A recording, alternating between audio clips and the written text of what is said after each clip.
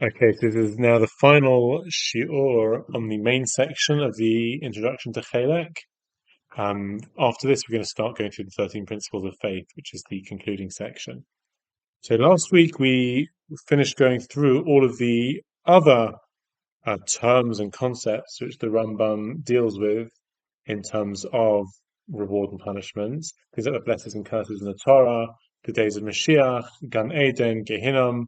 Yemos Mashiach was a long one, and he explains how all of these concepts are there, and they do exist, but they are not the main aspect of reward and punishment. That is, the main reward and punishment is Olam Haba. All of these are moderating features. They're Muslim Mashiach, for example, is to help people reach Olam Haba, perhaps with Tchias HaMesim. Now he's going to summarize and say V'atachlis hu Olam Haba. The ultimate purpose of the world for us is to get Olam Haba, the world to come, which, as we said, is the eternal world of the soul, where the soul goes without the body, and the way he puts it, he quotes the Gemara, "Nanim mizil hashachina," the crowd, you have all the tzaddikim sitting around God, so to speak, figuratively, with crowns on their heads, which represents the seichel. Nanim mizil hashachina. And he said there's a sort of reward, a sort of pleasure, which is so great that it's something we can't even describe in anything other than the mashal. Which was you went through different mashalim and different things like that, explaining how even the Nevi'im didn't really have an insight, an idea about what Olam Haba is. V'atakis Olam Haba Matai. He has purpose. So the greatest effort we should have is to be towards achieving Olam Haba.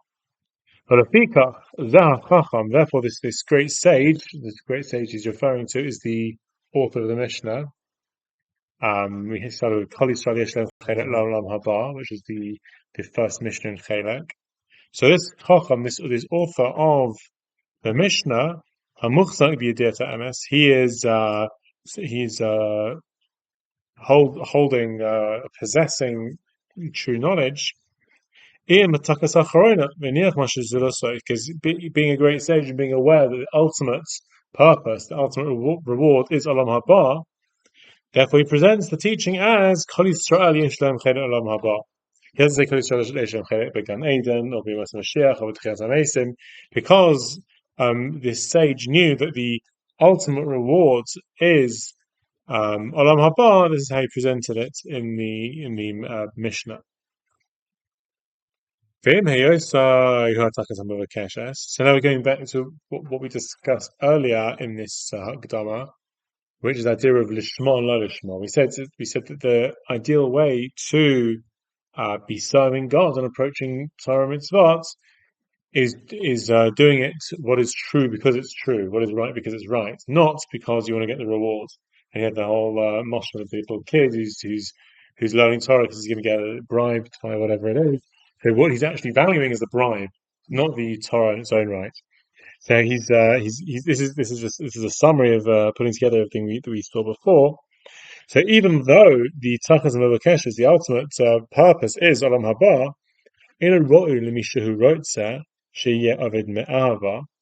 someone who is aspiring to serve God on the highest level, which is Oed Me'ava, which is said as the level of Avram Avinu, serving God out of love. So he shouldn't be doing it for the purpose of achieving Olam Haba. We'll read a bit more and we'll come break this down exactly what it means, because it's a little bit complicated. So the person who's serving God Me'ava shouldn't have in mind that he's serving God, doing the Torah mitzvot in order to achieve Olam Haba. As we explained earlier, rather, this is how one should serve God. When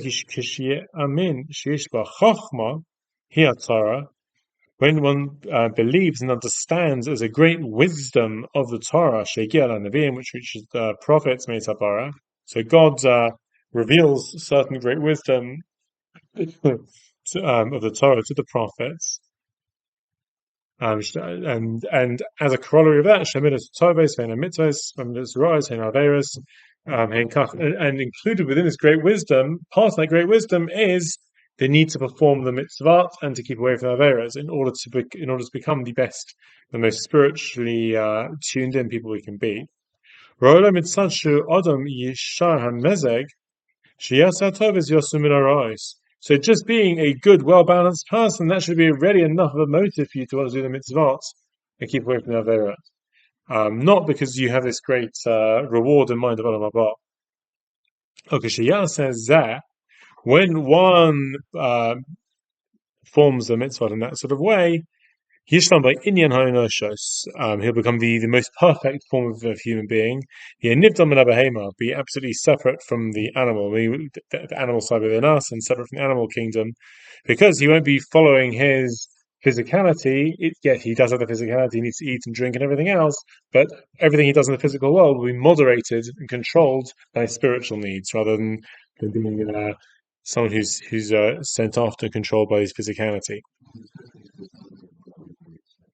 Right, and not just saying the bracha, but doing what the bracha is supposed to achieve, which is every time you eat, you're supposed to be stopping and thinking, well, several things. But first of all, the great chachma that God's put into this world has arranged for this food to be able to grow and reach me, and I'm eating this now in order to have the strength to be able to serve God and have my mind on God. So all of that's what the brachas are for. We're supposed to be, it's the idea we're supposed to have is Shavis Hashem Menegi Tamid. Everything we do is supposed to be connecting to God. We're traveling, we say prayer to God, we're eating, we say thanks to God. That's supposed to be automatic. Chazal saw that we're regular humans in the world, we're going through our daily businesses, and we're not so plugged in. Therefore, they established all these rabbinic brachas because they saw this ideal sort of falling away. The ideal is just Shavis Hashem Menegi Tamid. We should almost be. And I think that I can't remember where I was reading it. I think it was in Rav Kapach's commentary on some of the brachas. He was saying that the ideal is we shouldn't even need all these. Obviously, once they've been formally legislated, we have to say brachas. We do need to say brachas that they become mitzvahs midrabanon. But the absolute ideal is just Shavis Hashem Leki Tamid. I should have God on my mind the whole time, and therefore automatically, when I'm going through my life and something happens, I'm thanking God, I'm praying to God, I'm in conversation with God the whole time because He's what's on my mind. That's the ideal. Having all these different brachas midrabanon only had to be legislated because Chazal saw that too many people were not thinking of God the whole time, and they were, I guess, maybe had their times, specific times when they were doing Shema or Shema, whatever it was, but their life in between that they weren't plugged in. So yeah, you say brachas. Yeah, the idea is that the bracha is just that's just one. That's just an expression of where our minds are supposed to be the whole time. And then the people who sort of mutter off the broth without thinking about it, that's kind of getting back to that's sort of defeating the whole purpose in a way. I mean, obviously it's better than nothing because subconsciously you realize what you're doing. But yeah, it's an important point.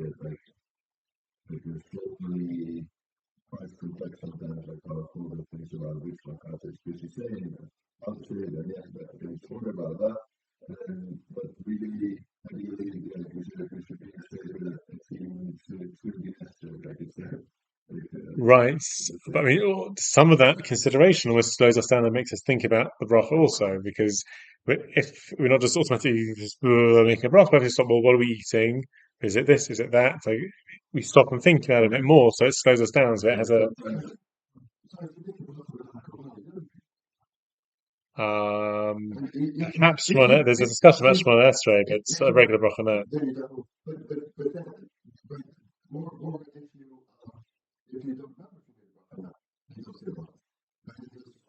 Right, unless it's Birkat Hamazon or something like that, right? Because it's something in it, because it's a rabbinic law, right?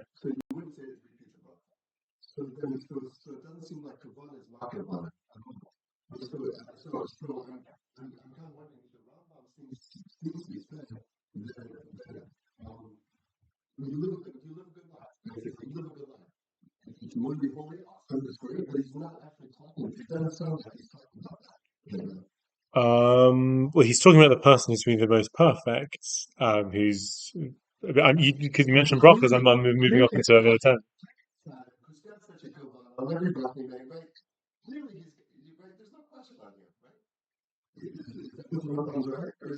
Um, in general, he talks. I mean, there's a probably the most important chapter of his Moreh Nevuchim, This is one of the ones just right at the end.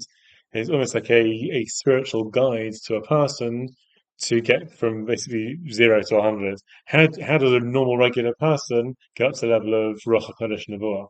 It's a fascinating chapter. So first of all, you have to get your day outs right. You have to know what God is, what God isn't, and before you start trying to plug in and think about God, you have to make sure you know what God is. So if you're thinking about some sort of physical man in the sky, then how much you're trying to connect for the Rambam that you're not doing anything. Once you've got those basics correct, you've got the 13 principles we'll get to correct, then the idea is you're supposed to have your mind on God gradually more and more and more. Because the more you're creating that path upwards, the more hashkacha, the more Ruach HaKodesh, more everything can come back down to you. And he said, but it starts off with just make some points in your day where you are plugging in, and we have that as part of halacha, Shema and Shemona Esrei. And the halacha of Shemona Esrei, if you look at any halacha book, the first thing you're supposed to do, empty your mind of everything else. You're supposed to. I mean, the Chassidim are showing it for an hour. That's a whole other level of meditation. But on a very basic level, just stop a few seconds before you start Shemona Esrei.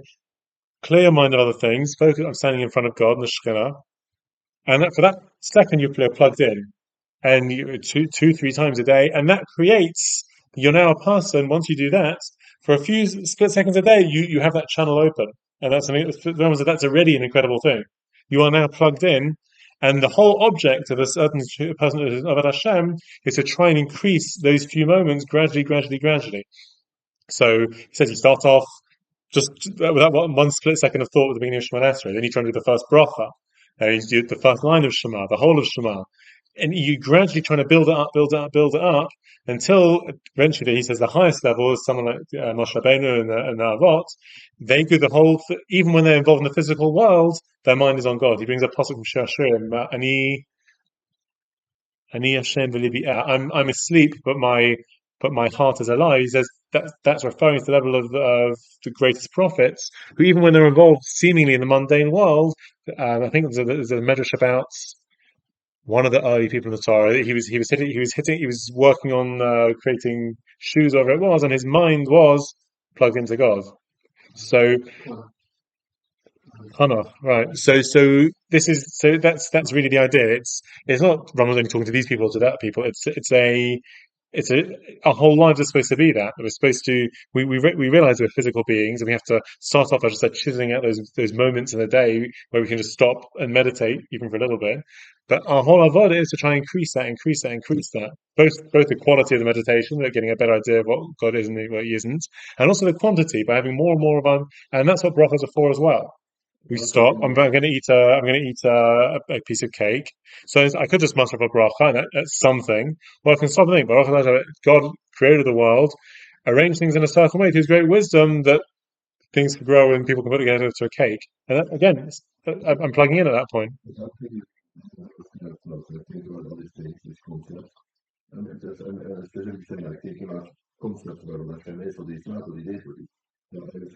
While you're praying, because like you're praying, you're supposed to, I think it's be there, not then regular saying words, so it should be there.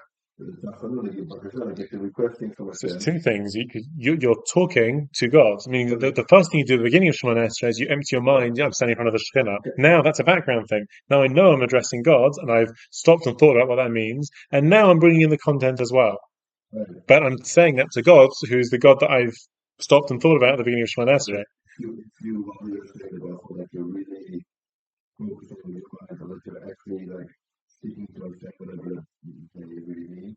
Like, are you still yeah, because I'm saying Rafei Chalal Yisrael. So I'm not just thinking about so and so who needs a refuah shalema.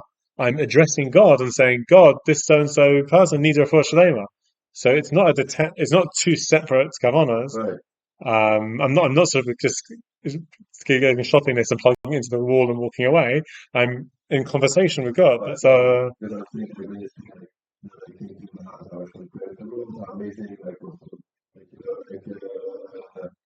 all these kind of things that give a concept, and I feel like they would be like analyzing an idea while you're thinking of them about certain words and saying things at the same time. You cannot think two things at the same time. But all the things you're analyzing and talking about are So But then I you're guess that's why you get that's it takes training in meditation to do it, which is why the Hasidim Rishonim spend an hour beforehand just getting into the right mindset, so that everything they say now is. no, but even though the lifetime training, you can never think two things at the same time. You can only have one thought. I'm saying they're not two separate things. I'm saying Rafeich Lab Moisol, I'm not just thinking about this person lying in Right. hospital and thinking, oh, poor person, I really want them to get better. I'm saying, God, this person's in hospital, please bring a refuah. I'm addressing it to God. So all these other things aren't separate to the. Right. It's always a couple. Right, it's a conversation. It's not a monologue. It's not just me. It's easy. I do it myself sometimes. Sometimes it's a Shemona Esrei, you just start thinking about your wish list. You have to sort of stop and think, no, it's not me just sort of thinking everything I want. It's me addressing God, telling him what I want, what I need, and then speaking to him and thanking him. It's not just what am I thankful for today, what am I planning to do, what does my business need. It's a conversation, and it takes training. It's obviously the Rambam says it starts off just with.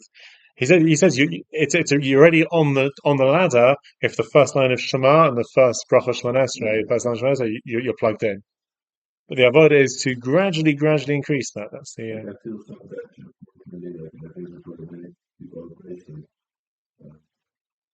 It's sort of like someone detached out of the sculpture from the code and things like this. I'm really focusing very much on alternate categories about what is this here, how can you, like, interpret that there's not as a line of us. So here, like, it's something to order technicalities. But like, what is the matter? Like, when you're learning It's how to quite talk about different. how to keep Shabbat, like, when do you do that? Like, because Hashem created the world. Oh, because he took us out of Egypt. Like these kind of things, that's what is actually really the trick is. Look at what the text says. Like, don't think about just like, okay, I have to walk the cup and just think all these things are important. Like, So I think the Ramchal said in Mesilas Yesharim that one of the tools of the Yetzer Hara, of the Satan, is to get us so busy with mitzvot that we don't even realize what we're doing. right. And he says, that's what yeah, mitzvot are great, they're good, but even that can be done the wrong way. And he says he'll push you to be so from, do more, and keep you so busy with the intricacies, which again are great and have a purpose, but and I remember hearing from someone who used to go to Rev Yashiv to his shiur and halacha, he was sort of each a shiur of Shabbos that you're saying.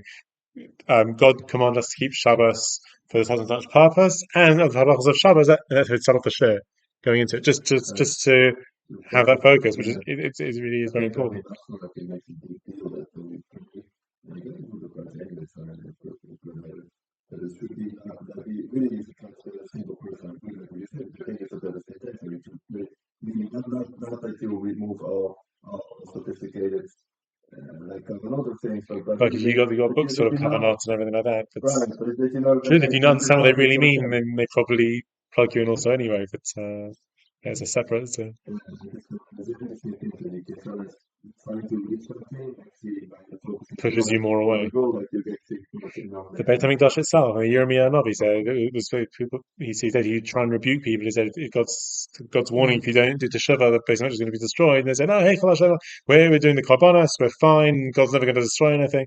And the idea was I can't remember which one of the Mefarshim said it, that the Beis Hamikdash itself almost was drawing people away from God. It always became like an idolatry. People just were so confident that just by bringing these korbanos they'll be okay. They thought it was I can bribe God. I bring a korban, bribe God, and I can do whatever I want. Instead of bringing people closer to God, korban the karev, it was actually ended up pushing them away from God, which is one of the reasons why it had to be destroyed. But anyway, we've digressed. So what's he saying? He's saying that even though Olam Haba is the toughest, it's the ultimate purpose of everything, you still shouldn't be seeking to serve God in order to achieve Olam Haba. You should be seeking to serve God because that is where Chachma is, and that's the MS and everything like that. So I think what he means by not serving God not serving God in order to get Olam Haba is thinking of the pleasure side of it. Like we said, it's the greatest honor that we can think of, that we can't even imagine, is that our souls can connect to God in the world to come. It's such an indescribable pleasure. Um, so we shouldn't be thinking, I want to get that great pleasure in Olam Haba. We should be thinking of, I want to get that great chokhmah, I want to have this great grasp of the MS and the sort of lifestyle that involves. That is what I should be doing, not being motivated by the pleasure in the world to come. Um, so there is a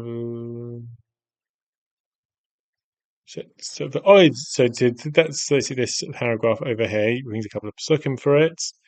That your motivation should be being the best sort of most perfect person, most connected to Chachma and Amas, and of course we know that involves so great pleasure in the world to come. But the highest level of serving God and of love is just I want to do what's right. I want to do what's Amas because it's Amas, as he puts it in Hilchos Hashuvah. So at this point, Oida Chaber, so he's now got two closing paragraphs where he kind of. I always wonder if these were footnotes in the original because it's almost like the things which are related to this whole discussion, but it's almost like he's like sweeping, he's dealing with all the topics he didn't quite get to deal with. The first thing he says is fascinating. He says, "Oda Chaber." He planned. He never actually wrote this. Oda Chaber Chibur Chaber Bo Kala Joshua Nimtzais B'Talmud Zilosai V'Avarim Esbarahem Svaris. So he states his intention, as the Rambam's in his 20s, he wrote this. I plan to write a work which goes through all of the Agarata, all the Midrashim that exists, explaining them with Svara, so that people will be aware of what they really mean. What's literal, what isn't literal, what's metaphor, what is what they intended to teach. He never wrote it.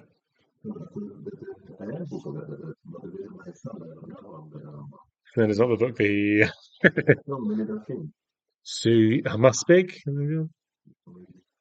So he definitely wrote something on some Agarata, but it's not.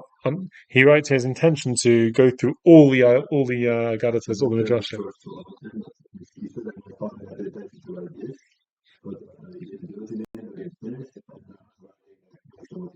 Oh, really? Interesting. So he's definitely in the same kind of style as his father. Whether everything's the same, I don't think he goes through everything either. But because remember, he at the beginning of the Hakdama, he was talking about the different people who struggle with Midrashim, and that is why people misunderstand Olam Haba and Lashon Shech, because they don't take literally, and they know it's a metaphor, and they don't understand what Chazal are doing. So he says, I'm going to try and put together something to publish a book which will explain all the Midrashim. Actually, he writes in his introduction to Moreh Nevuchim that he had intended to write a book on all of the esoteric midrashim, which are to do with Chachma and Nista and everything like that. Then he realized there was no point in doing it. Why? Because he says, well, the Chachmas and Nista, the great Ma'aser Merkava, Ma'aser Bereshis, he said, well, Chazal themselves wrote about it in Moshel. Why did they write about it in Moshel? He says there are two reasons. A, because there's some things which, if people understand, are going to be harmful for them. In Chagiga, it talks about people who try and get into these ideas of celebrations and they're not fully initiated, and it's actually harmful for them. And B, he says there are some ideas which are so esoteric and deal with matters of God and the creation and everything like that, and the angels. They go beyond words. Human language can't contain them. Therefore, the most you can do is write a moshel. So he says, if Chazal themselves, all they could do is deal with a moshel, what am I going to do? I could find another moshel to explain the moshel they do, but I may as well I'm not going to get a better moshel than them. So he says, what's the point in doing it? That's all. So it was like he started off the project and he realized that he can't explain it. He shouldn't explain it any more than Chazal did. In the process of Moreh Nevuchim, he tries to give hints and insights into some of these midrashim, how to deal with them. But so it could be in his younger days, he thought he could take on this project. As he got to the end of his life, he realized that Chazal had already done such a good job with the Mishalim, he couldn't really better them. So I'm going to say which of the droshes, which of the Agadata should be taken literally at a simple level, and which of the droshes of Chazal are metaphors for something else. And which of them were actually a dream. I think, I don't know if any of you doing the Daf Yomi at the moment. There's the famous Agarata of Rabbi Bar Chana, pages and pages of stories about how he went in a ship through the ocean and all different things. So I think the Vilna Gaon of Nachman of Brest, they've all got their sort of long explanations of what they really mean.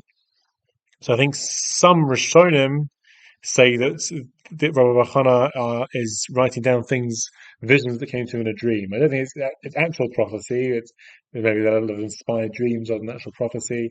So yeah, so some Agadatas are not sort of Mosh Mishalim created by the Chachamim. They're things which appear to them in dreams.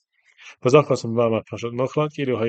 they wrote it down as if it actually occurred to them in an awakened state. So I'm I'll explain many beliefs also. It's going to lead into the Yukimol Ikarim we're going to get to soon.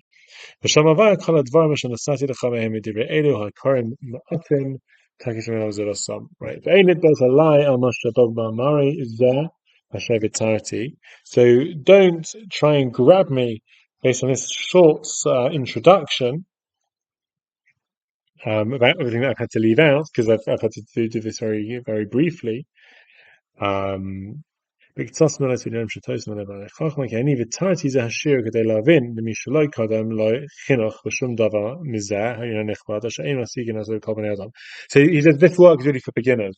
So don't start getting onto me if you're an Anshe Chochma and you're trying to say what about this and what about that and you've left things out and you could have developed it more. So you're right. All of the things I've discussed in this Hakdama I could have gone into more.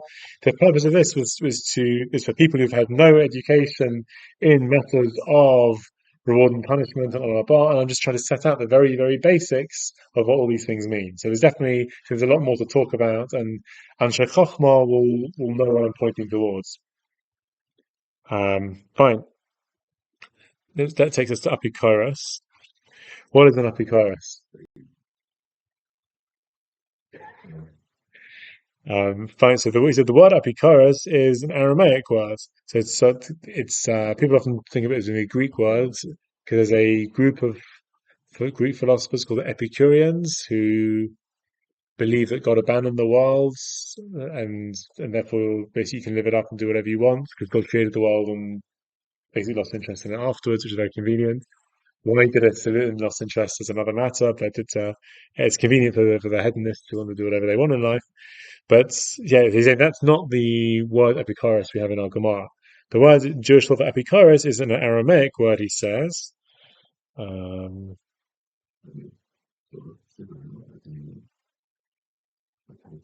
Let's see. And it's used in Yana. What does it refer to? It's used in the Torah, and we actually see it in Perek Chelek. Apikoros, some of the Mamar of Chazal, Apikoros is someone who's Mavazer Tamilei Chachamim. What is an Apikoros? So people ask on the Rambam, well, Hilchot also, he's got about 5 or 6 different things which are in the category of Apikoros. So, but yet Chazal seem to define Apikoros very specifically as someone who's Mavazer the Torah and Chazal. So how is he taking this term and applying it to so many other things? So he says that since we have this term which refers to people who are Mavazer the Torah and Chazal, Korin v'zeh Hashem kol mi she'enu mamin b'yisodei Torah. So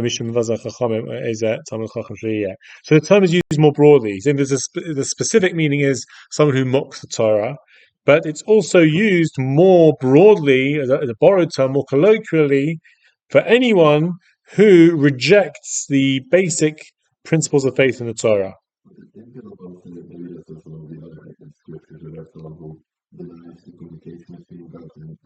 Right. That's, as we're going to see in the Ikarim, that is one of the Yisodei Torah.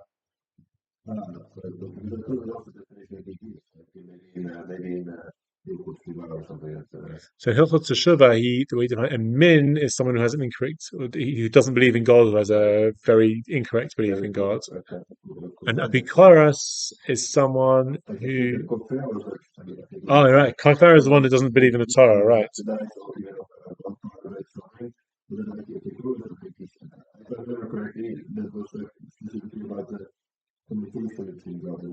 Probably. Let me check that. It could be right.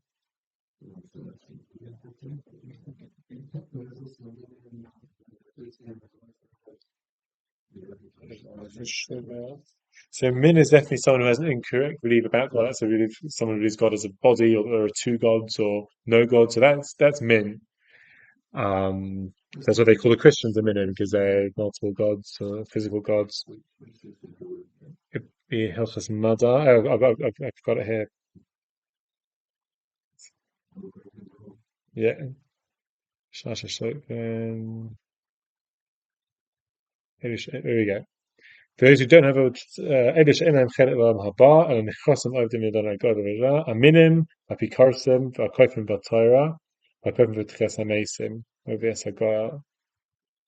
Fine. So those are the minimum of those that have incorrect belief about God. Shlosh Hem Nikon Apikarsim. Yeah, you're right. Hamish Ein Nevuah. In Madash Megia me Abora Leif Me Adam. Sounds like Rocha Polish, maybe. Palmakish Nevuah Shalom Moshe Rabbeinu. So someone who denies that there's a special Nevuah of Moshe Rabbeinu. Or someone who says that the Ein Bara Yodeh Ma'aseh Adam. Those Apikorasim.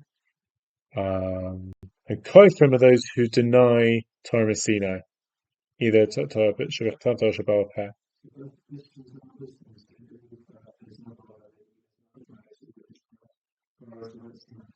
They're Makfish the Nevuah of Moshe Rabbeinu. Oh no, they're not. The Christians are out because their conception of especially the Trinitarians that takes them out, which is I think is most of them.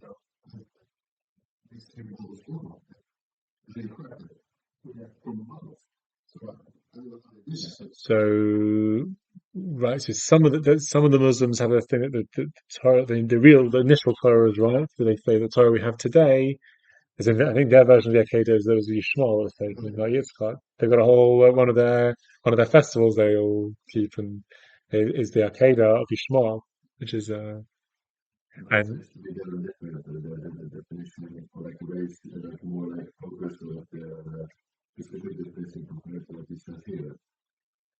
yeah. So actually, I've got a whole chapter of my Talmud Reclaimed book which compares the principles of faith as they are here to the ones in Hilchot Teshuvah, because there's a whole discussion about how to reconcile them, if to reconcile them.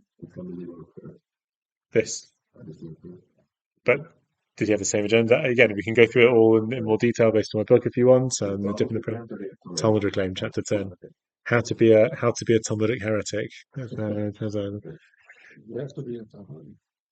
Yeah, well, that's the question. Is it yet to be Talmudic? This was fine. So what the Rambam was saying is that the word Epicurus, I think he's preempting a question here, because Epicurus in the Gemara has a very specific connotation of someone who mocks Chazal. Yet the Rambam is using it, and others also use it more broadly. So he's saying once because it's the term of someone who mocks the Torah, mocks Chazal, it's then borrowed for other things as well. Fine. So what was I see? I remember. Did you remember the Jewish Tribune? It was in so there was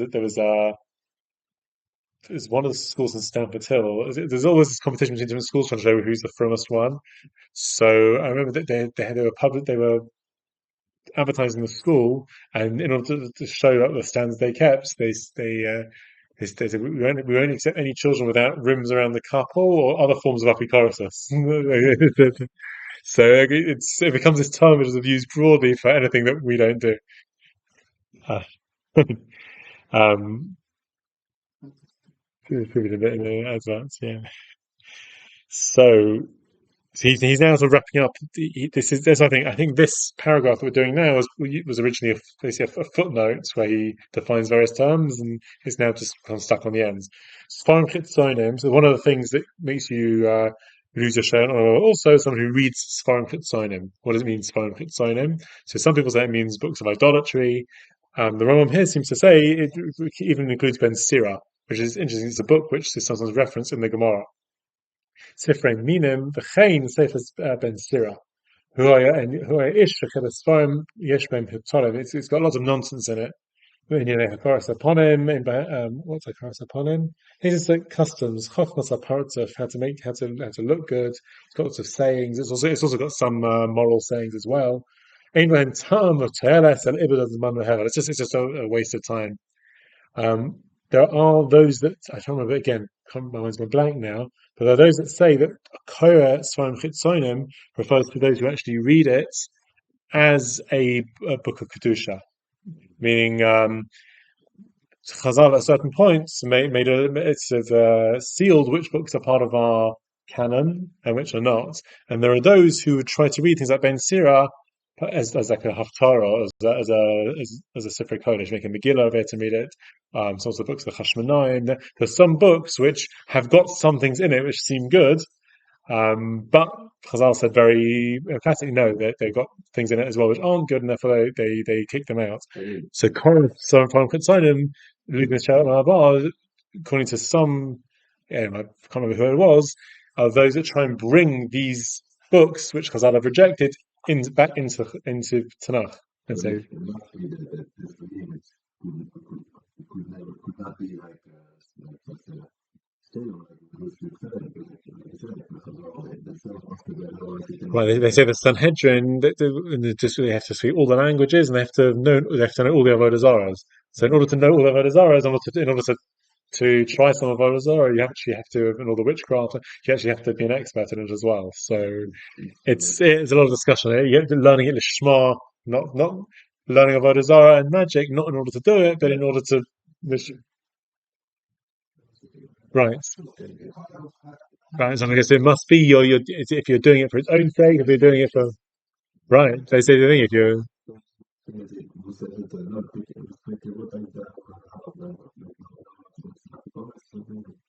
right, right. Rabbeinu Yonah says you have to know it in order to answer it, otherwise they'll think.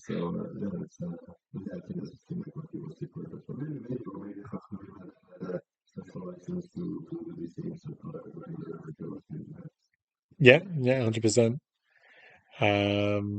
We see the Rishonim in general, definitely the Spanish Rishonim were very familiar with all the philosophy and the magics, everything at the time. And the Rambam even says that in order to fully understand some of the Tamei Torah, you have to understand some of the practices of the Avodah Zarah at the time, because the Torah is coming to distance you from certain things, and a lot of these things seem a bit strange. If you understand what the Avodah Zarah were doing, what the pull was, then you understand why the Torah is telling you to keep away from payers or milk and meat and kilayim. He's saying these are practices which people believed had a certain power to them. Eating blood is one of them. So the whole Christian thing comes from.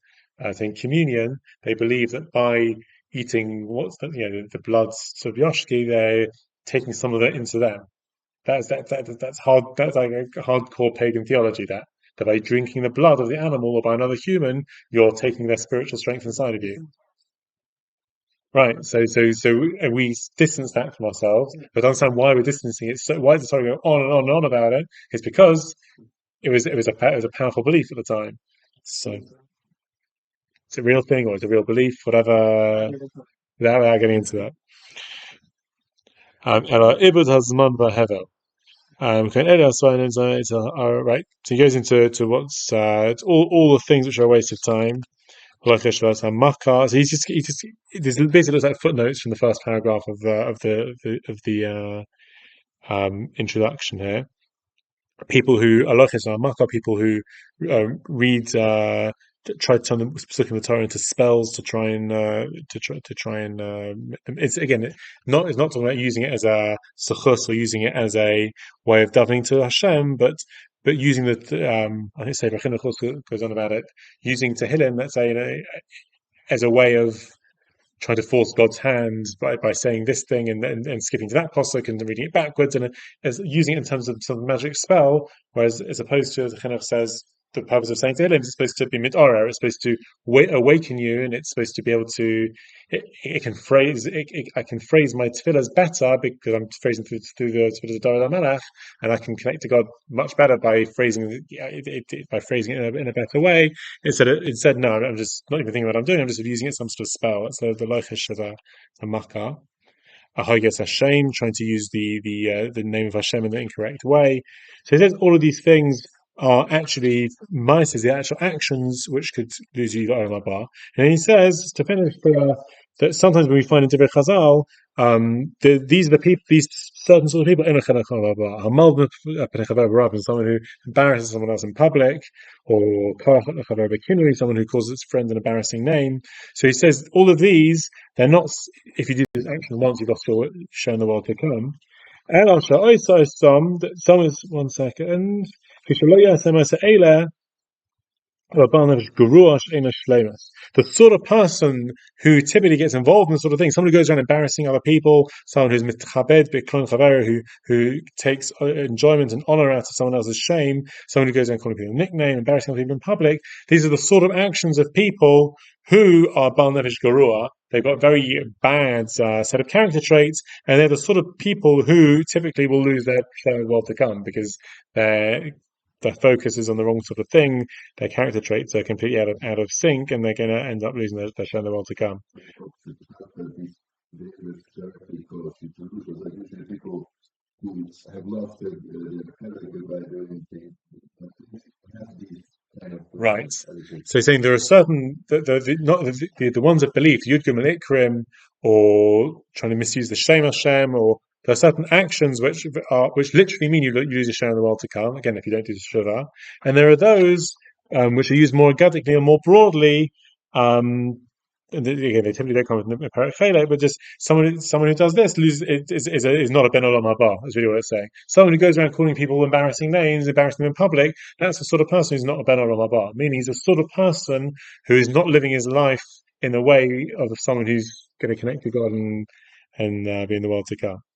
So with this we finish the main body of the Hakdama to Chelek, and yes, we'll be in touch about how we want to do the 13 principles. Next week's Rosh Hashanah, so I presume we're not meeting. We'll discuss time and place, and exactly if we want to go to 13 in detail, or just one or two shiurim on the whole thing. We'll discuss what how to tackle it.